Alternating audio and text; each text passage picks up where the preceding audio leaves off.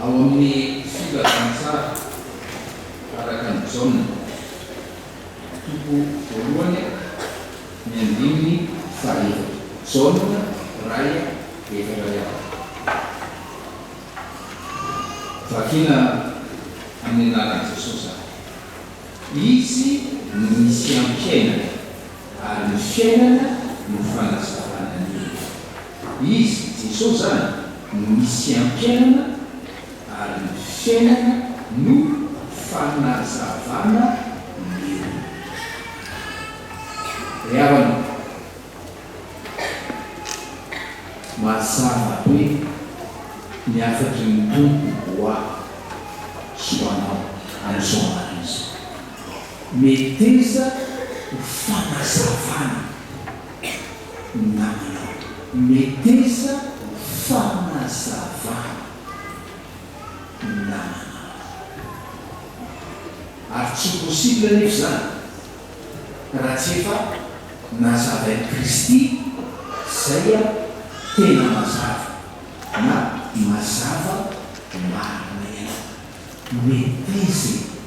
meteza fanazavana namanao zany missionao fa raha tsy tanterako zany missionao zany miavana ka tsy fanazavana ianao malahelo amin'ny teninao hoe tsy manao afa-tsy manamaiza fiainany namanao ianao sady vaovao mahafaly baiko anao zany le hoe meteza ny fanazavana namanao ary atanteraka an'izany dia meteza mianao ho azavany Kristy zay mazava na tena fahazavana. Ny fahamarinana voalohany avana izao ny fahazavana dia mitondra fiainana. Ny fahazavana dia mitondra fiainana. Rehefa jerena rehefa ny namoronan'Andriamanitra izao tontolo izao dia mazava no zavatra natony voalohany satria raha tsy misy ny mazava raha tsy misy ny masoandro tsy misy fiainana possible tety ambonin'ny tany raha tsy misy mazava atako zany keo le fiainan'ny olombelona rehefa raha mbola tsy mitondra Kristy masoandro izy malaky masoandro ny fahamarinana raha mbola tsy mitondra Kristy dia mitoetra tao miaraka ny fahafatesana ny olombelona toetra tao miaraka ny fahafatesana mafy be nefa miteny ampiasainy Ezekela mpamoaka jerentsika eo ny Ezekela 17 Ezekela 17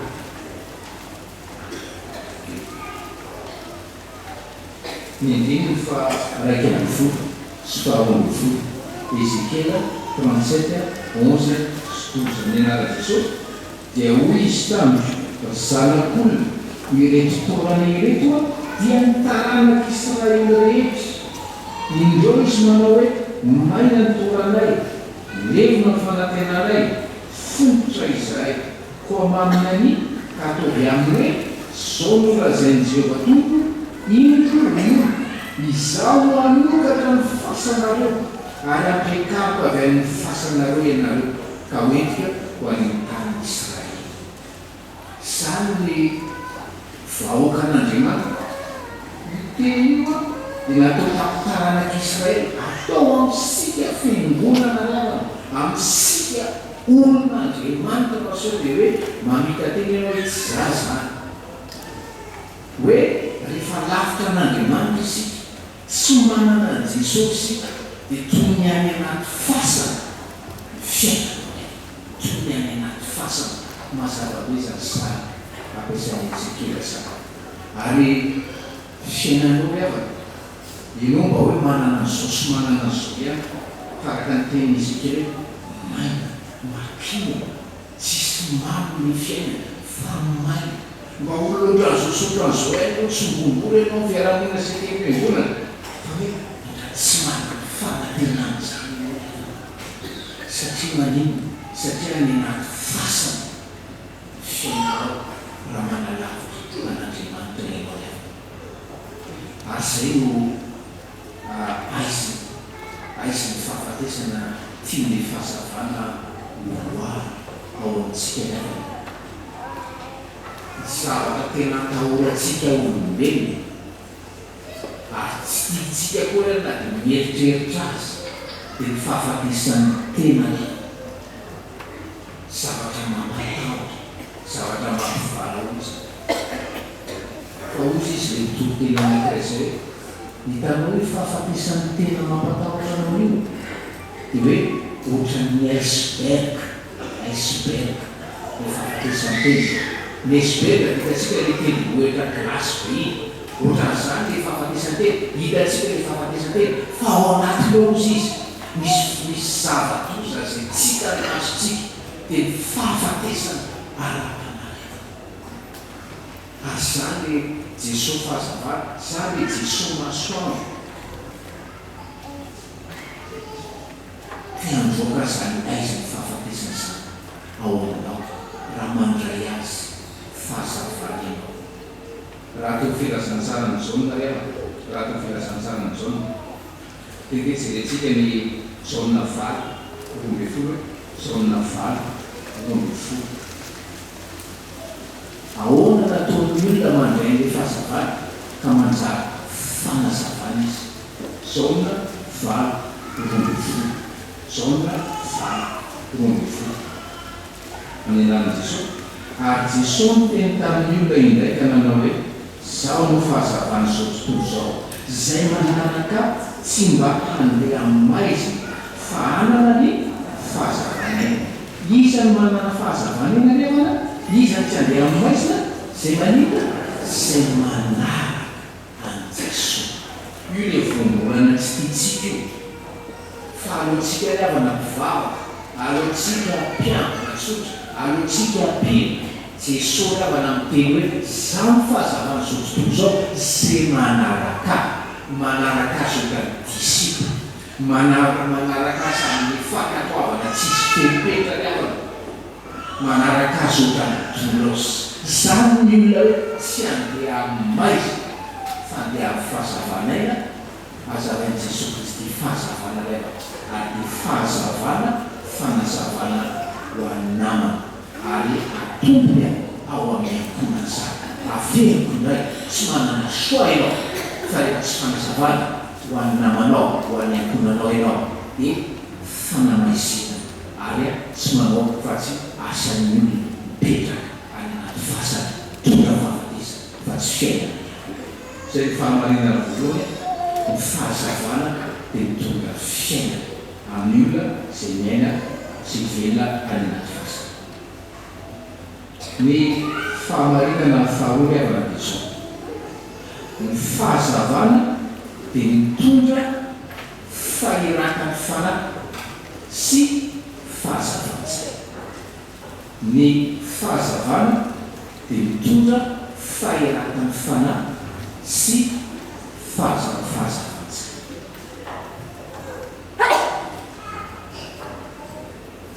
Manala fahazavana zany. Vomarika ravana ary ny tena no tena miteny zany fa hoe ny tsy fisian'ny fahazavana, ny tsy fisian'ny fahazavana maharitra dia miteraka fahazavana. Rehefa mamaky gazety reny ravana dia hoe misy gadra tiana tortureny any amin'ny firenena sasany dia ampidirina any anaty kaso any izy tsisy masoandro. Dia efa mijanona maharitra, mahajanona mambola ao anaty kaso tsisy masoandro ao izy, tsisy hazavana mihitsy dia voamaritra hoe lasa jana, lasa jana. Ary dia zay mihitsy mahazo antsika mahazo antsika olombelona. Satria tsika araka le teny tao tsy manaraka ny Jesosy, ekona tsika paster tsika mpiavy fa tsy manaraka ny Jesosy dia zaka mitoetra ao anatin'le aizy ara-panahy avana. Satria mijanona mitoetra ao anatin'ny aizy ara-panahy sika dia jambo ara-panahy. zay anao hoe romanina voalohany ilazana zany fahajambana ara-panahy zany.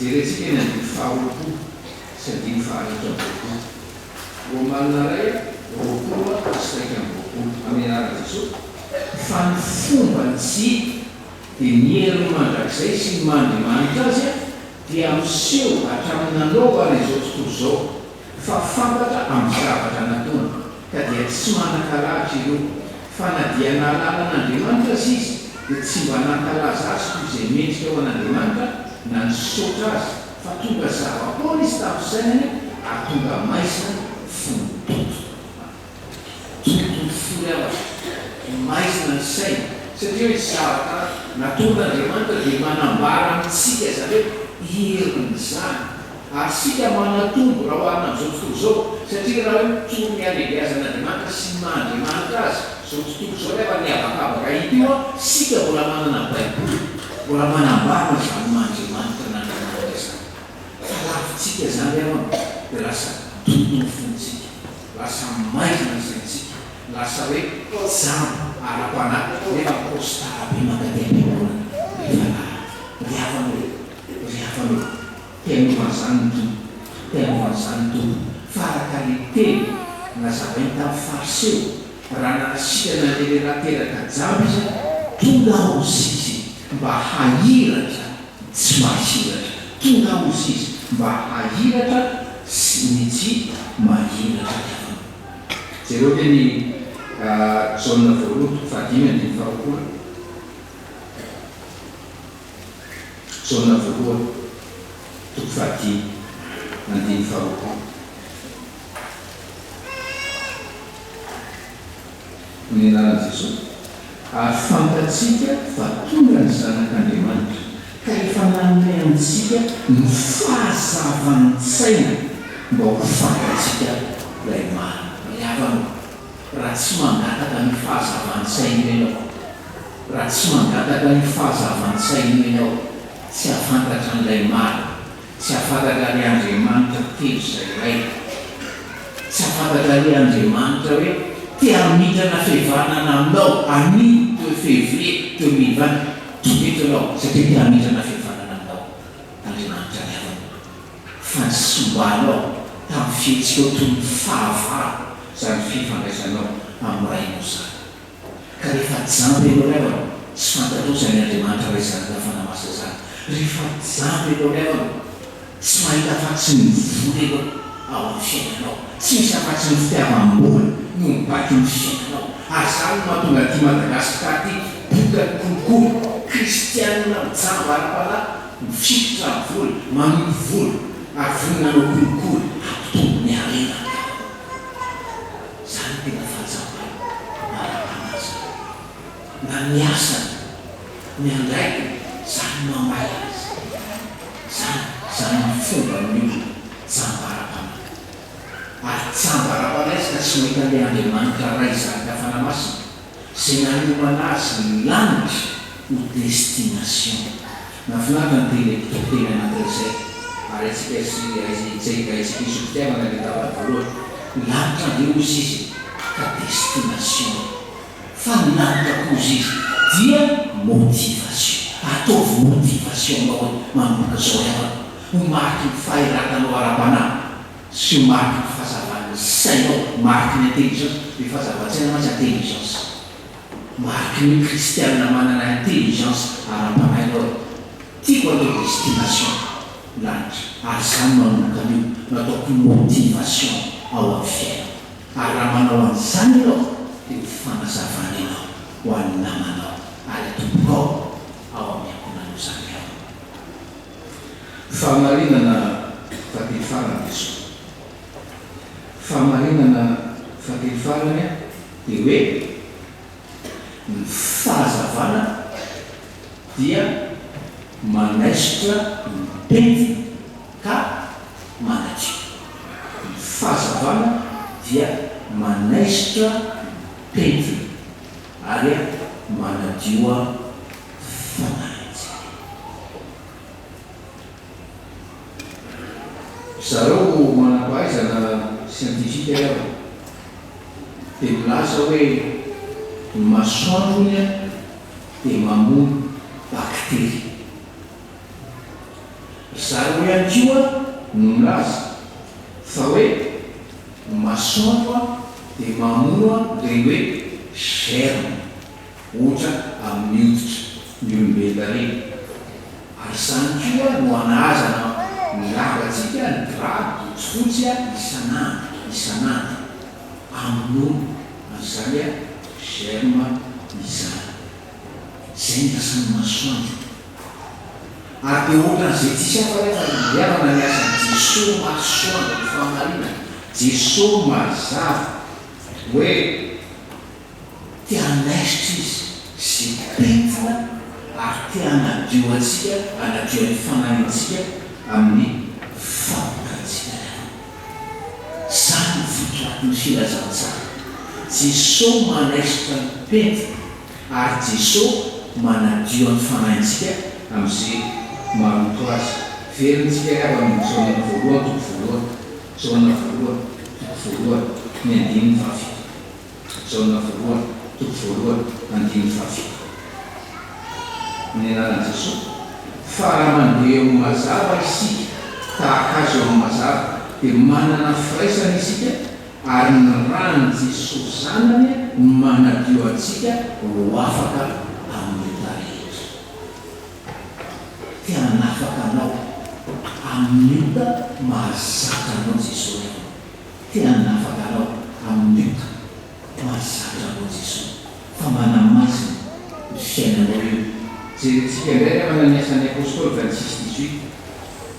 Fijoroan'ny apôstôly Paoly vavolombelona ny amin'ny intsony Jesosy azy sy nanovany Jesosy azy. Asa 26:18. Asa 26:18. Amin'ny anaran'i Jesosy. Hampahiratra ny masony hialany amin'ny maisina ho amin'ny mazava ary amin'ny fahefan'ny Satana ho amin'Andriamanitra mba ahazoany famelan-keloka sy lova eo izay mahamasina no fotoana. Hampahiratra ny masony hialany amin'ny maisina ho amin'ny mazava ary amin'ny fahefan'ny Satana ho amin'Andriamanitra. Rehefa efa fantatrao mihitsy fa hoe Jesosy tonga ny rano Jesosy dia hanadiovana ny famotana, hanadiovana ny fanahinana. Fa fantatrao fa io otanao tsy ekenao fa tehirizinao io hankafanao varavara ho an'ny Satana ao amin'ny fiainanao.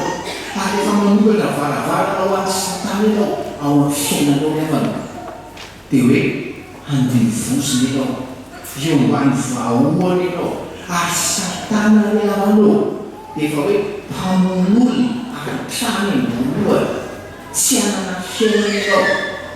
Fa mba ohatran'izao ihany ianao fa tonga fiteny tote toy ny faty mandehandeha ianao. Ary tsy misy olona hoe toy ny faty mandehandeha rehefanao ka hoe afaka ho fanazavana ho an'ny ankonana. Tsisy faty mandehandeha afaka ho fanazavana ho an'ny ankonana rehefanao. Fa dia izao manatona ny tombo amin'izao fotoana izao. Teneny hoe zaho mihitsy izany resahany toriteny androany maraina zany. Io Jesosy atotro anao ny olako rehetra. Ianao izay farimasoandro fanazavana manadio ny pentina sy manafaka ny fahotana. Tena afaonao izay. Afaonao izay. Fa sady mijaly no mampijaly. Ary efa mibebaka ohatran'izany ianao aza androany 2 février mibebaka karazany fonan'Andriamanitra. Oka ny fiainanao rehefa ho fiainam-pibebahana. Dia ampitombo anao amin'ny fanahafana azy Jesosy Kristy. Izany no afaka anao. Tiany ianao azavatra tokana ny kasainanao. Tiany ianao ho Kristy kely, ho Zandry kely. manafaka azy rehefa zay no afatra hoantsika androany metezy ianao ho azavain'i Kristy mba ho fanazavana namanao iavana. Ny fahazavana tonga fiaina ho anao zay miaina ao am-pasana. Ny fahazavana dia mitondra ho aminao faherana ny fanahy, fahazavana-tsay. Ny fahazavana dia manadio anao amin'ny pentina